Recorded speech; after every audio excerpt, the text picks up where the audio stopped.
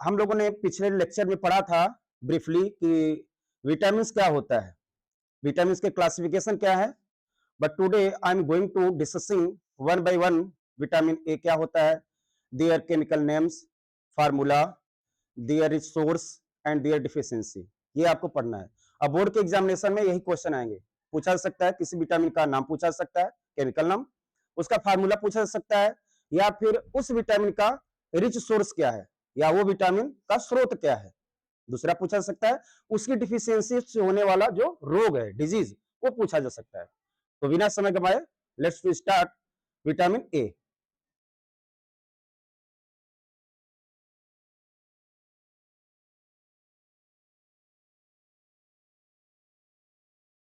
So here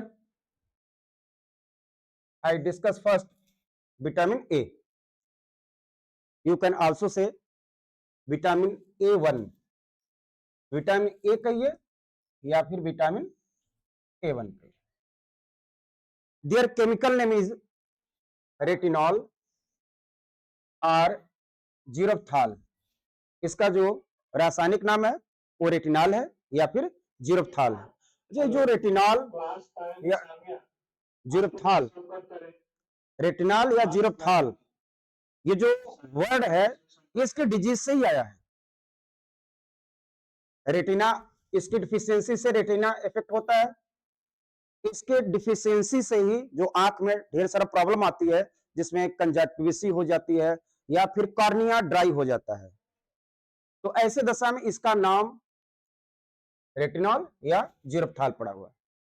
अगर इसके हम फार्मूला की बात करेंगे तो C20H30O, यानी vitamin A that is the retinol, इसका जो केमिकल फार्मूला है C20H30O है।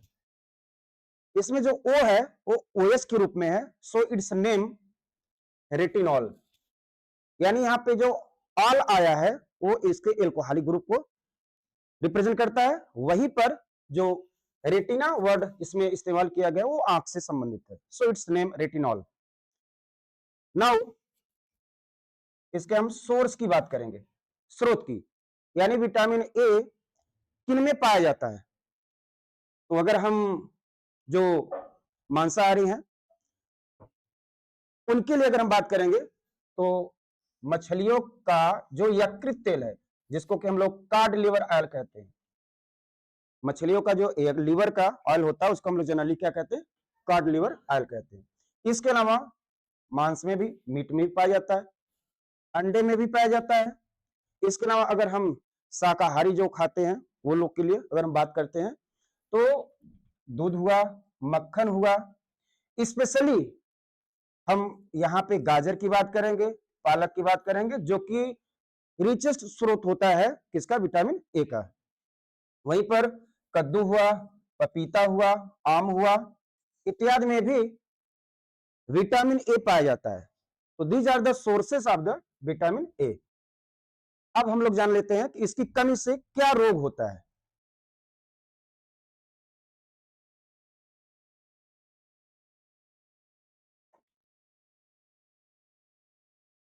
सो हियर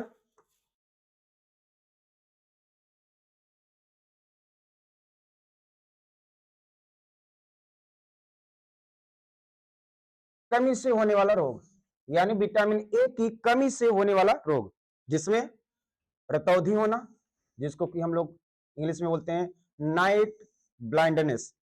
नाइट ब्लाइंडनेस मतलब है कि रात में हम लोगों को दिखता नहीं, नाइट ब्लाइंडनेस। वहीं पर जीरोप्थेल्मिया, जीरोप्थेल्मिया क्या होता है, कार्निया है, उसकी जो लिक्विड होता है वो ड्राई हो जाता है, यानी सूख जाता है। इसके अलावा संक्रमण के प्रति जो प्रतिरोध है वो कम हो जाता है, यानी इन्फेक्शन के प्रति जो इम्यूनिटी है वो वीक हो जाता है। इसका मतलब ये हुआ कि हमारी जो स्किन है, अगर वो सबसे बड़ा प्रोटेक्टिंग लेयर होता है, मैंने पहले भी आपको बताया, तो जो स्किन है, स्किन, हेल्दी स्किन के लिए भी विटामिन ए का होना अति आवश्यक है। यानी हमारे शरीर में अगर विटामिन ए की कमी नहीं है तो हमारी जो स्किन है वो हेल्दी होगी, स्मूथ होगी, यानी कह लीजिए कि इम्यूनिटी को डेवलप करेगी। यानी विटामिन ए सिर्फ आंखों के लिए नहीं होता है, बल्कि यह इम्यूनिटी डेवलप भी करती है। इसके अलावा त्वचा का शुष्क होना, जो स्किन है वो भी ड्राई हो जाती है। जनरली ठंड के मौसम में तो वैसे भी ड्राई हो जाता है, बट विटामिन ए की कमी से स्किन भी थोड़ा रिंकल्ड हो जाती है। और इस प्रकार से हम मान सकते हैं कि हमारे जो सुंदरता है उसमें भी कमी आ जाती है। तो अगर विटामिन ए की कमी नहीं होती है बॉडी में, तो ऐसे में हमारी जो स्किन है काफी स्मूथ होती है, ग्लो करता है हमारा फेस भी। तो ये हो गया ओवरऑल विटामिन ए की कमी से। इसको आपको और भी हम आपको बात बता दें, एक और होता है कटरैक्ट होता है। कटरैक्ट को हम लोग जनरली क्या कहते हैं हिंदी में, मोतियाबिंद। मोतियाबिंद एज के साथ बढ़ता है। जनरली किसके दिमाग में होता है कि शायद विटामिन ए की कमी से मोतियाबिंद हो गया, लेकिन मोतियाबिंद स्पेशली विटामिन ए की कमी से नहीं होता है। वो एज के, जब जैसे जैसे एज बढ़ता है, हम लोग काफी एज वाले हो जाते हैं, लाइक 50 प्लस हो जाता है, तो ऐसे दशा में हम लोग को क्या हो जाता है, मोतियाबिंद कर शिकायत आ जाती है। इसके अलावा जब चोट लगती है तब भी क्या हो जाता है, मोतियाबिंद होने का आशंका है। या फिर यूवी रेडिएशन, या जनरली हम लोग ज्यादातर अगर मोबाइल इस्तेमाल करते हैं, जो भी रेडिएशन है उसके कारण भी हमारी जो आंख है वो खराब होने लगती है। मोतियाबिंद में क्या होता है, जो आंख के पर्दे हैं वो धुंधलापन होने लगता है। जब धुंधलापन होने लगेगा तो जो हमारा लेंस है, यानी अंदर जो हमारा लेंस है, जो कि आगे का जो लेयर है प्रोटेक्ट करता है उस लेंस को, तो जब सामने का जो पर्दा है वो अगर धुंधलापन हो जाएगा तो हमारी लेंस सामने वाली चीज को देख पाएगी, नहीं देख पाएगी। तो ऐसे दशा में क्या है, ऐसा नहीं कि हम विटामिन ए बहुत ज्यादा मात्रा में लेंगे तो कटरैक्ट खत्म हो जाएगा या मोतियाबिंद समाप्त हो जाएगा, नहीं होगा। उसका एक ही इलाज है, वो भी सर्जरी है।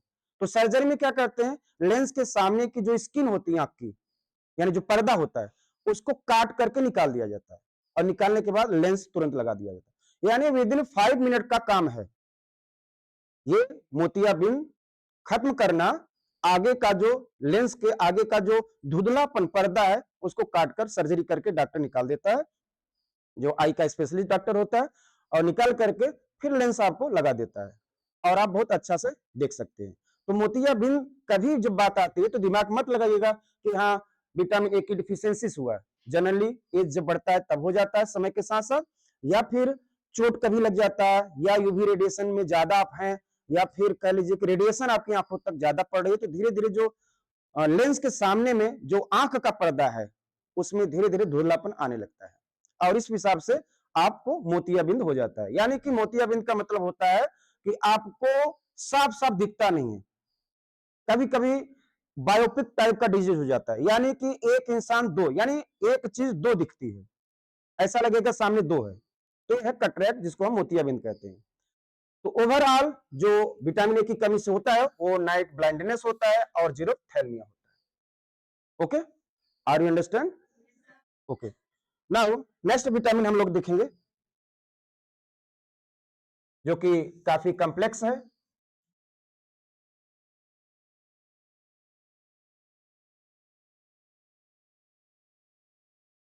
विटामिन बी, या you can also say B complex. जो विटामिन बी है, अभी आप लोगों ने जो विटामिन ए पढ़ा है उसमें केवल पढ़ा विटामिन ए, या उसी को जनरली हम लोग ए1 कह दिया, लेकिन यहाँ पे एक वर्ड आ रहा है विटामिन बी ही नहीं बल्कि विटामिन बी कॉम्प्लेक्स। ये विटामिन बी कॉम्प्लेक्स ये बता रहा है, इसका मतलब इसके कई सब पार्ट हैं, यानी केवल इसमें एक विटामिन नहीं है, विटामिन बी के कई पार्ट हैं, कई समूह हैं, जिसमें जनरली हम लोग बोल देते हैं विटामिन बी1 हुआ, विटामिन बी2 है, विटामिन बी3 है, बी5 है, बी6 है, ऐसे बहुत सारे हैं, लगभग 15 विटामिन बी हैं। लेकिन ऐसा नहीं है कि सभी विटामिन हमारे बॉडी के लिए नेसेसरी है। हाँ, एनिमल के लिए कोई जो विटामिन हमको नहीं वर्क कर रहा, हो सकता है दूसरे एनिमल के लिए वो वर्क करता हो या उनमें काम करता हो, वो हमारे लिए नहीं है। जैसे generally vitamin B5, vitamin B5 हम लोग के लिए कोई बहुत ज्यादा फायदा या कमी से कुछ रोग नहीं होता है, लेकिन वहीं विटामिन बी5 पंछियों के लिए, और स्पेशली जो कुक्कुट होते हैं यानी मुर्गे, उनमें उनके जो फर होते हैं कम हो जाते हैं, यानी कि उनके जो फर हैं, फेदर है, वो निकलते नहीं है, वीक हो जाते हैं। तो फिलहाल विटामिन बी5 कभी कभी कह दिया जाता है कि हमको वीकनेस करता है, थकान लगता है, ये सब। उसको स्टडी करते रहिए। सो हियर विटामिन बी जल में विलेय कई विटामिनों लगभग 15 विटामिन, यहां पे ध्यान दीजिए, जो विटामिन बी कॉम्प्लेक्स है उसमें नियर अबाउट 15 विटामिन है। ये देखिए लगभग 15 विटामिन, जैसे vitamin B1, vitamin बी2, vitamin B6, vitamin B12, जो कि मुख्य विटामिन कुछ बताए जा रहे हैं जो हमारे यानी ह्यूमन बीइंग्स के लिए लाभदायक है, या इनकी कमी से हमको डिजीज हो सकती है। बाकी और भी विटामिन है, जैसे हमने आपसे जिक्र किया विटामिन बी3 भी होता है, हमारे लिए वो भी आवश्यक है। आदि का जटिल मिश्रण है, और जनरली जो विटामिन बी होता है वो चावल के छीलन में होता है, यानी जो चावल का पॉलिश होता है उसमें होता है। और हम लोग जब धान से उसको ऊपर से पॉलिशिंग कराते हैं ताकि वो सफेद हो जाए, चमकदार हो जाए, तो ऊपर की जो पॉलिश होती है, कभी कभी आप लोगों ने देखा होगा चावल जो ऊपर से थोड़ा चित्तीदार होता है या फिर रेड कलर थोड़ा होता है, उसको हम लोग पॉलिश करके क्या करते हैं, निकाल देते हैं। उस पॉलिश में विटामिन बी कॉम्प्लेक्स प्रचुर मात्रा में पाया जाता है और उसको हम लोग निकाल देते हैं और सफेद चावल खाते हैं। यानी सबसे बड़ा जो कमी है वो हम लोग के जो चावल खाते हैं उसमें से विटामिन बी को हमने निकाल दिया, वो कम कर दिया। तो जब ऐसा चावल हम लोग खाएंगे तो निश्चित रूप से हमने एक रिच सोर्स खो दे रहे हैं, उसको पॉलिश को हटा करके। तो यहां पे विटामिन बी जो चावल की छीलन that is the rice polishing या ईस्ट आदि में पाया जाता है। इसे प्रायः विटामिन बी कॉम्प्लेक्स यानी विटामिन बी कॉम्प्लेक्स कहते हैं। यानी कुल मिलाकर के विटामिन बी कई विटामिन बी का समूह है और उनमें से जो मुख्य है, जो हमारे शरीर के लिए लाभदायक है, जिनकी कमी से रोग होता है, उसको हम यहाँ पे 1 बाय 1 करके पढ़ेंगे।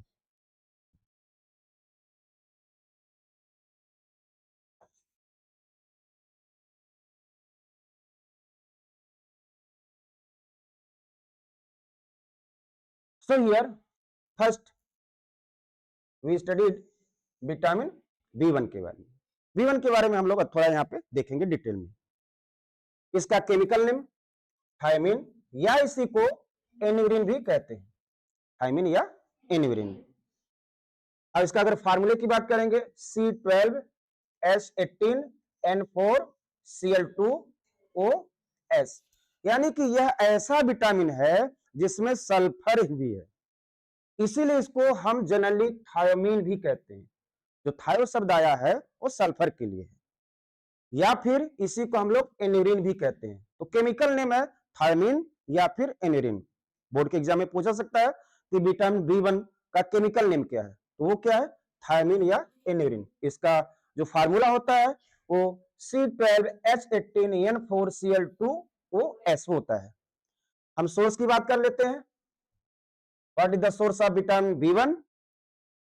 चावल की छीलन यानी राइस पॉलिश, ईस्ट गेहूं के छिलके, अंडे आदि में पाए जाते हैं। यानी कुल मिलाकर यह है कि जनरली जो ग्रेन्स है उनके पॉलिश में होता है या उनके छिलके में होता है, जिसको कोई जनरली हम लोग क्या करते हैं, उसको फेंक देते हैं। और फेंकते क्या है, उसको हम लोग पशु को देते हैं और पशु खा करके तंदुरुस्त रहता है, और जो दुधारू पशु है अच्छा दूध देते हैं। तो जो अच्छी चीज है उसको हम लोग अपने डाइट से, अपने आहार से, अपने भोजन से बाहर निकाल दे रहे हैं, बाहर निकालकर फेंक दे रहे हैं, और वो एनिमल आसानी से खा रहा है और ताकतवर बन रहा है, और जो पशु दूध देने वाले हैं वो अच्छा दूध भी दे रहे हैं। तो ऐसे दशा में हम लोगों को स्पेशली सफेद चावल नहीं खाना चाहिए। अगर सफेद चावल आप खा रहे हैं, क्योंकि हम आपसे अक्सर बात करते हैं कि अगर हम पूरे बॉडी का थोड़ा ध्यान करें तो हमारे बॉडी में एक ऐसा ऑर्गन है जो हमारे बॉडी का एनिमी है, या कह सकते हैं कि हमारे बॉडी का दुश्मन है, और वो है जीभ। जीभ हमारे बॉडी का दुश्मन है। कितना भी डिलीशियस फूड बना हुआ हो, कितना भी न्यूट्रिशियस फूड बना हुआ है, अगर उसमें साल्ट नहीं पड़ा है तो फिर ऐसे डिलीशियस और ऐसे न्यूट्रिशियस फूड को हम टच भी नहीं करते हैं। यानी ये हमारी जीभ दुश्मन है। जबकि भूख लगी है फिर भी नहीं खाएंगे, अगर साल्ट पड़ जाता है तो हम बड़े चाव से खाते हैं, और ऊपर से अगर थोड़ा पेट भरा भी है तब भी खा लेते हैं। यानी जीभ यहाँ पे हमारी क्या हो गई, सबसे बड़ी दुश्मन। इसके अलावा कुछ लोग तो ऐसे हैं जो सुबह अगर उनको दाल कह दिया जाए खाने के लिए तो दाल नहीं खाते, क्योंकि दाल में बहुत अच्छा प्रोटीन पाया जाता है, रिच प्रोटीन होता है, उसको नहीं खाते। अगर जो हरी सब्जियां हैं, हरी सब्जियां स्पेशली जैसे लेडीज फिंगर है, भिंडी है, अगर उसको आप खाते हैं तो उसको जलाकर खाते हैं, बिना जलाए हुए आप नहीं खा सकते, क्योंकि आपकी जीभ आपकी दुश्मन है, आपके हेल्थ की दुश्मन है, केवल भोजन के लिए नहीं है। जीभ और भी दुश्मन है। क्या? दो लोगों के बीच में मतभेद कर सकती है, दो बहुत ही घनिष्ठ मित्र है, उनके बीच भी यही जीभ, यही जुबान दुश्मनी पैदा कर सकती है, एक देश से दूसरे देश से लड़वा सकती है। यानी अगर आप ध्यान से देखिए तो जीभ वास्तव में सबसे बड़ी दुश्मन है हमारी बॉडी की, अच्छी चीज खाने नहीं देती है। मंचूरियन, चाउमीन, फास्ट फूड, ये सब इसको पसंद है। लड़ाई करना, गलत वर्ड बोलना, मिस मैनर, अपने अभिभावकों से गलत पेश करना, ये जीभ कराती है। थोड़े से जमीन के लिए भी यही जीभ दो भाइयों के बीच में, माता पिता के बीच में लड़ाई करवा देती है। अगर ये बोले ना कि मेरा है या मेरा है, तो फिर वहां विवाद नहीं होगा, ये बोलती है। यानी जीभ आपको खाने पीने से लेकर के आपके सारे जो सोशल रिलेशन है या जो भी आपका रियल का रिलेशन है उसमें दरार पैदा कर देता है। यानी जीभ इतनी बड़ी दुश्मन है। तो ऐसे दशा में हम लोग को थोड़ा ब्रेन से सोचना पड़ेगा। जीभ को हमारे बॉडी पर, हमारे ब्रेन पर काबू नहीं होने देना है, क्योंकि अगर काबू हो गया तो फिर हमको चावल कौन सा पसंद होगा, जो एकदम चमकता हुआ रहेगा। और फूड या फिर जो भी डिश बना है वो कौन सा पसंद होगा, जो हमारे हेल्थ के लिए सही नहीं होगा, जिनके सारे न्यूट्रिएंट खत्म हो जाएंगे जला करके, वो पसंद होगा आपको। तो ऐसे दशा में हमको जीभ पर कंट्रोल करना होगा। ये मानकर चलना होगा कि साल्ट अगर NaCl उसमें नहीं पड़ा हुआ है तो भी वो हमारे लिए न्यूट्रिशियस मटेरियल प्रोवाइड करेगा, देगा। ये मान करके चलिए कि हम अगर खा रहे हैं, हमारी स्टमच में जा रहा है, डाइजेशन होगा, डाइजेशन होने के बाद जो रिक्वायरमेंट बेसिक है, चाहे वो कार्बोहाइड्रेट ऊर्जा को लेकर के है या फिर प्रोटीन सिंथेसिस जिसमें एमिनो एसिड को लेकर के है, ये सब हमारी बॉडी के लिए बहुत ही जरूरी है। जिसमें से ये जो विटामिन है इस बॉडी को फिट रहने के लिए, रोग मुक्त रहने के लिए, अच्छे से चलने के लिए बहुत ही जरूरी है।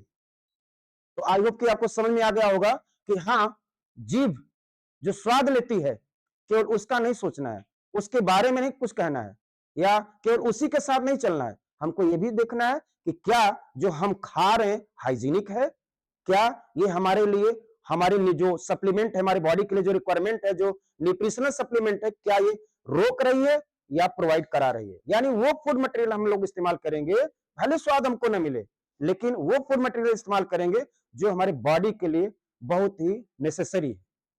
ये हो गया विटामिन B1। विटामिन B1 का जो केमिकल नेम है थायमिन, या इसी को एनिलिन कहते हैं, और इसका फार्मूला C12H18N4Cl2OS है। सोर्स की बात करते हैं तो चावल की छीलन, ईस्ट, गेहूं के छिलके, अंडे आदि में पाए जाते हैं। कमी की बात करते हैं, अगर इनकी कमी हो जाए तो हमको हो जाती है बेरी बेरी रोग। बेरी बेरी रोग क्या होता है, इसको जानिए, नाम सुना होगा बेरी बेरी। बेरी बेरी रोग यह मसल्स का रोग है, हार्ट का रोग है। ये दो प्रकार का होता है, एक होता है ड्राई बेरी बेरी। जो ड्राई बेरी बेरी होता है उसमें जो मसल्स होते हैं कमजोर हो जाते हैं, हाथ पैर दर्द करते हैं। इसके अलावा जो वेट बेरी बेरी होता है, इसमें जो हार्ट के मसल्स होते हैं वो कमजोर हो जाते हैं।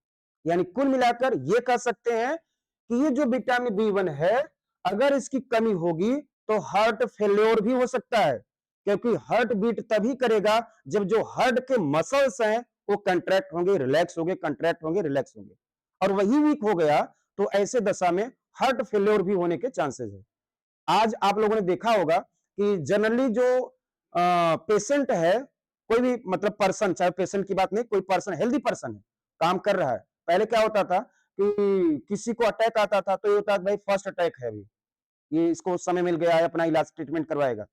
सेकेंड अटैक, ये भी ट्रीटमेंट हो जाएगा, इलाज करवाएगा। थर्ड अटैक, ऐसा कुछ बोलते हैं कि डॉक्टर पहला अटैक है, चलो कोई बात नहीं, चिंता करने की बात नहीं, इसका थोड़ा ध्यान रखिए। आज का जो हार्ट का अटैक आ रहा है उसमें पेशेंट पेशेंट नहीं है, हेल्दी पर्सन है, काम कर रहा है, अचानक उसको 2-3 मिनट में उसका हार्ट फेल्योर हो जा रहा है।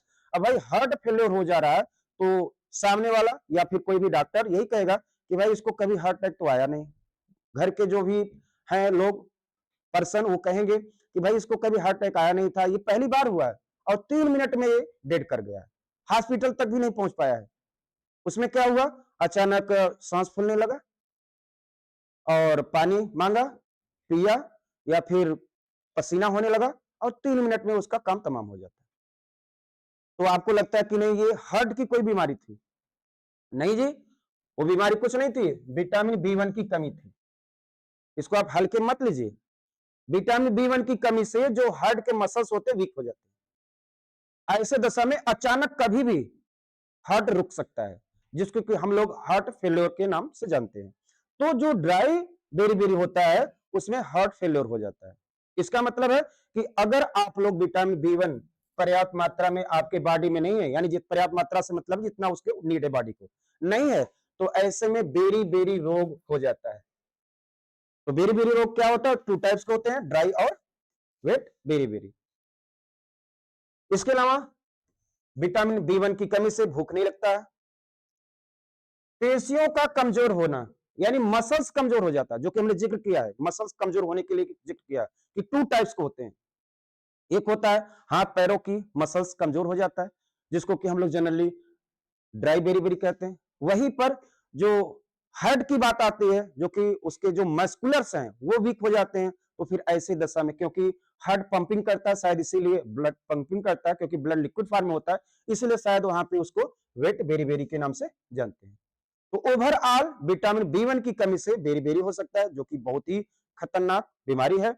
इसके अलावा भूख नहीं लगता है, या फिर आपकी मांसपेशियां कमजोर हो जाती हैं, तब भी समझिए कि आपके अंदर विटामिन बी1 की कमी है। अच्छा, मांसपेशियां कमजोर हो जाती, थक जाते हैं, ऐसा बार-बार आप लोगों ने सुना होगा कि अक्सर हम परेशान रहते हैं, थकावट हो जाती है, तो आप क्या करते हो? जनरली आपको डॉक्टर मल्टीविटामिन जरूर देता है। भूख नहीं लगता है तब भी मल्टीविटामिन देता है, क्योंकि मल्टीविटामिन में क्या है? बी कॉम्प्लेक्स भी है। अच्छा, बी कॉम्प्लेक्स में क्या है? लगभग जितने भी विटामिन बी हमको नीड है वो सारे उसमें अवेलेबल होते हैं, चाहे बी1 हो, चाहे बी2 है, चाहे बी3 हो, या फिर बी6 हो, या बी12 हो, वो सभी उसमें टेबलेट फार्म में या कैप्सूल फार्म में आते हैं। ये इंजेक्शन फार्म में भी आते हैं, तो अगर क्विक रिस्पांस देखना है तो इंजेक्शन फार्म में भी लोग लेते हैं। ओके, तो आई होप कि आपको विटामिन बी1 कंफर्म पता हो गया। ओके, नेक्स्ट अब हम चलते हैं, विटामिन बी कॉम्प्लेक्स ही अभी चलेगा। विटामिन बी2, विटामिन बी2 क्या है? राइबोफ्लेविन, या इसी को लैक्टोफ्लेविन भी कहते हैं, chemical name of vitamin बी2। General formula या इसका फार्मूला C17H20N4O6, यानी इसका फार्मूला है C17H20N4O6। ये जनरल फार्मूला हो गया।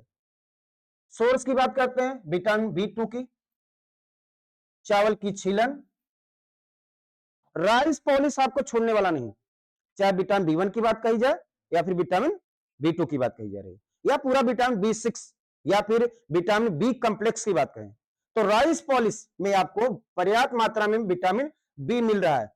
और आजकल जो धान है, घर घर जा करके जो राइस मिल वाला है, अच्छी तरह से धान की पॉलिश करके आपको दे देता चमकता हुआ, और आप बहुत खुश हो जाते थे। पहले धान ओखली में उसको कूटा जाता था, छील के उतारा जाता था, वो धान का जो चावल था वो थोड़ा डल कलर का होता था, उस पे चित्तीदार कुछ सफेद रेड या ऐसा कुछ बना रहता था। वो हमारे शरीर के लिए बहुत ही आवश्यक है, उसमें ही विटामिन बी कॉम्प्लेक्स होता है। और वो हम लोग अब राइस मिल में उसको, उसका जो राइस होता है उसका हम छिलका उतार देते हैं, उतार करके फिर और ज्यादा उसको पॉलिश करवा देते हैं। यानी पॉलिश करवाने का मतलब है कि उसके ऊपर से और ज्यादा घिस करके ऊपर का जितना जिसमें कि ये समझ लो कि विटामिन बी कॉम्प्लेक्स है, वो सारे के सारे हम लोग उसको उतार देते हैं और वो पशु खाता है। यानी हम लोग क्या खा रहे हैं, केवल वो चीज खा रहे हैं जिसमें जनरली कार्बोहाइड्रेट है। यानी हमको कार्बोहाइड्रेट हमारे शरीर को ऊर्जा प्रोवाइड करता है, वो इम्यूनिटी डेवलप नहीं करता है, वो बॉडी का फॉर्मेशन नहीं करता है, only energy, rich source of energy है। फैट और carbohydrate rich source of energy, जैसा कि हमने पिछले आपको लेक्चर में बताया था। ईस्ट, दूध, पनीर, अंडे, मांस, हरी सब्जियां इत्यादि में भी B2 पाया जाता है। यानी कि इसका मतलब है कि अगर ये आप सब लेते हो अपने डाइट में या फूड में, तो निश्चित रूप से आपको विटामिन बी कॉम्प्लेक्स से की कमी से होने वाला जो रोग है वो नहीं होगा। कमी से होने वाला रोग देख लेते हैं, स्पेशली विटामिन B2 की बात कर रहे हैं। किलोसिस हो जाता है। किलोसिस आप लोगों ने देखा होगा कि अक्सर बच्चों के यहाँ जो होठ के कोने हैं ये फटने लगते हैं।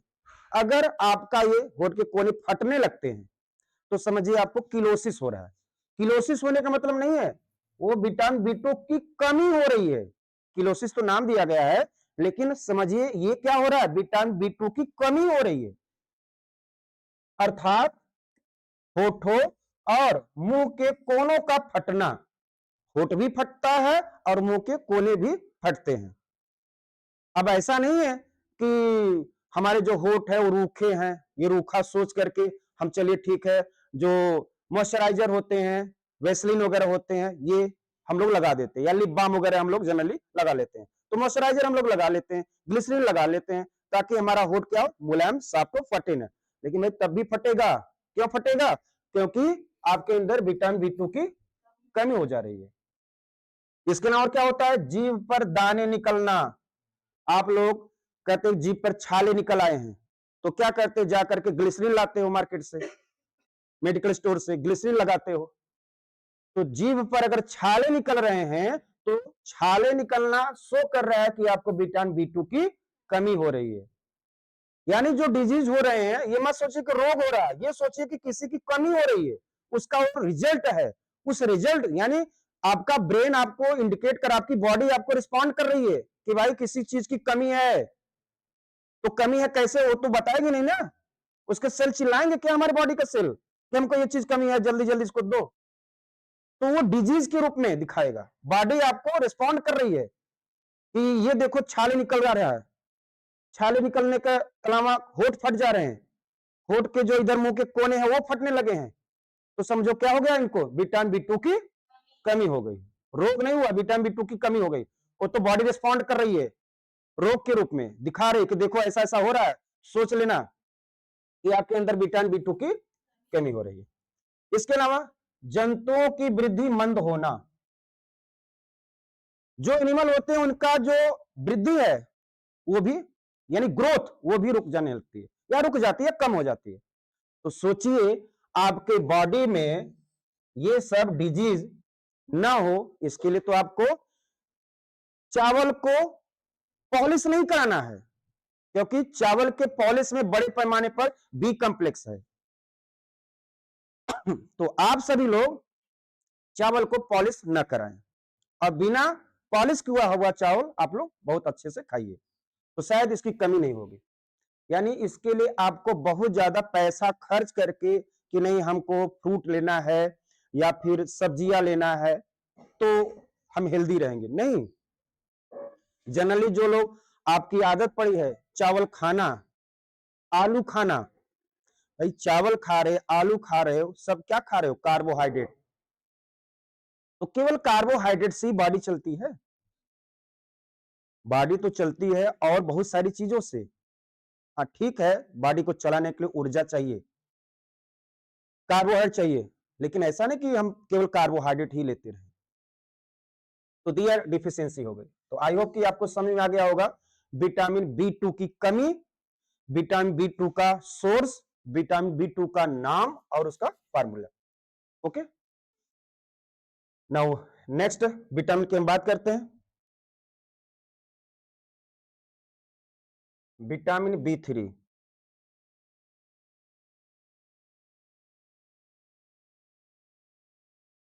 विटामिन बी3 जिसको कि हम लोग नियासिन के भी नाम से जानते हैं या फिर निकोटिनिक एसिड। फार्मूला क्या होता है? C6H5NO2। ओके, स्रोत की बात कर लेते हैं। मूंगफली, मांस, मछली साबुत, अनाज दाने, अनाज दालें नहीं, ये मछली साबुत नहीं, मछली और साबुत अनाज, ये मूंगफली हमको चाहिए, मूंगफली, मांस, मछली और ये पूरा साबुत अनाज, दालें, दूध, अंडा, इन सभी में विटामिन बी3 प्रचुर मात्रा में पाया जाता है। बात कर लेते हैं डिजीज की।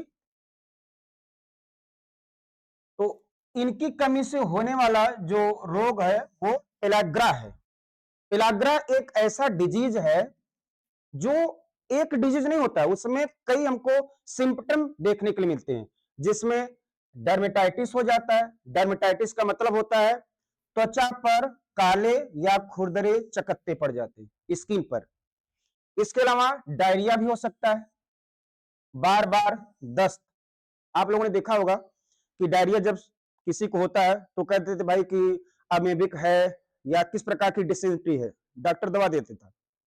लेकिन कुछ लोग ऐसे होते हैं जिनको कोई डिजीज नहीं है लेकिन फिर भी उनको डायरिया यानी कि दस्त बार बार लगती है।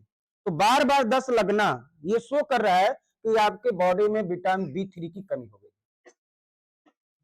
आप डॉक्टर के पास दवा लेने जाते हो, कोई ट्रीटमेंट नहीं होता है, वो आपको दे देता है स्पेशली जो डिसेंट्री की मेडिसिन है। लेकिन मेडिसिन देने पर भी ये जो डिजीज है, यानी डिजीज से मतलब कि डायरिया आपका रुकता नहीं है, यानी बार बार दस्त आपको जनरली हो जाता है। तो ऐसे दशा में समझिए कि आपको बी3 की कमी हो गया, यानी आपको बी कॉम्प्लेक्स लेना है। और बात कर लेते हैं डिमेंशिया। डिमेंशिया एक मानसिक रोग है, यानी कि दिमाग की बीमारी। अब सोच लो विटामिन बी3 की कमी से आपको ये सब लक्षण मिलते हैं। अब ये सब लक्षण मिला, डर्मेटाइटिस का लक्षण मिला तो आप स्किन के डॉक्टर के पास गए। आपको डिमेंशिया हो गया तो साइकेट्रिस्ट के पास गए, यानी मानसिक रोग वाले डॉक्टर के पास गए। डायरिया हो गया तो आप जनरली लोकल जो आपके पास हॉस्पिटल होते हैं, डिस्पेंसरी होते हैं, वहां पे चले जाते हैं और आप डायरिया का टैबलेट या मेडिसिन लेते हैं। ऐसे दशा में आपको कभी भी विटामिन बी3 की डिफिशियंसी को पूरा नहीं किया जा सकता है, क्योंकि आप समझ रहे हो कि आपको मानसिक विकार हो गया है, आप समझ रहे हो कि आपको चर्म रोग हो गया है, आप समझ रहे हो कि आपको इंडाइजेशन हो गया है, डायरिया हो रहा है या पेट का रोग है। ऐसे दशा में ये जो पिलाग्रा डिजीज है ये बहुत ही खतरनाक है, यानी इसका हम लोग पता नहीं कर सकते जनरली, क्योंकि अगर हमको स्किन का हुआ तो चर्म रोग वाले के पास जाएंगे, अगर डिमेंशिया हो गया तो मस्तिष्क वाले के पास, यानी कि हम लोग मानसिक जो डॉक्टर उनके पास जाएंगे, अगर हमको डायरिया हो गया तो हम जनरली उनके पास जाएंगे जो पेट के डॉक्टर होते हैं। तो ऐसे दशा में एक विटामिन की कमी और 3 डॉक्टर को हम कंसल्ट करेंगे, जो कि सही नहीं है। तो आपकी जानकारी ही इसका उपचार है। तो आज विटामिन बी3 तक ही, इसके बाद फिर नेक्स्ट वीडियो के साथ हम लोग मिलेंगे, नेक्स्ट लेक्चर देंगे। तो जय हिंद, जय भारत।